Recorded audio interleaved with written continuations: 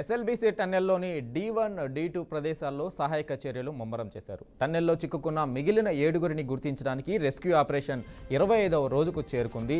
D1 ప్రదేశంలో నీటి ఊట భారీగా రావడంతో రెస్క్యూ ఆపరేషన్కు ఇబ్బందిగా మారింది. 7గురి మృతదేహాలను గుర్తించడానికి రెస్క్యూ బృందాలతో పాటు కేరళకు చెందిన క్యాడర్ డాగ్స్ లోపలికి వెళ్లాయి. TBM భాగాలు మట్టి తొలగింపు వేగవంతం చేశారు.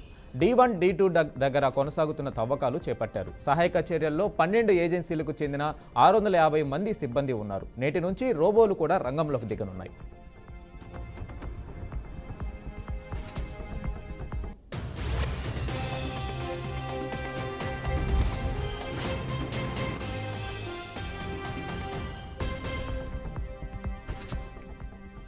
ఎస్ఎల్బీసీ టన్నెల్లోని D1, D2 ప్రదేశాల్లో సహాయక చర్యలు ముమ్మరం చేశారు. టన్నెల్లో చిక్కుకున్న మిగిలిన 7గురిని గుర్తించడానికి రెస్క్యూ ఆపరేషన్ 25వ రోజుకు చేరుకుంది. D1 ప్రదేశంలో నీటి ఊట భారీగా రావడంతో రెస్క్యూ ఆపరేషన్కు ఇబ్బందిగా మారింది. 7గురి మృతదేహాలను గుర్తించడానికి రెస్క్యూ బృందాలతో పాటు కేరళకు చెందిన క్యాడర్ డాగ్స్ లోపలికి వెళ్లాయి. TBM భాగాలు మట్టి తొలగింపు వేగవంతం చేశారు. ఇక D1, D2 దగ్గర కొనసాగుతున్న తవ్వకాలు చేపట్టారు. సహాయక చర్యల్లో 12 ఏజెన్సీలకు చెందిన 650 మంది సిబ్బంది ఉన్నారు. నేటి నుంచి రోబోలు రంగంలోకి దిగనున్నాయి.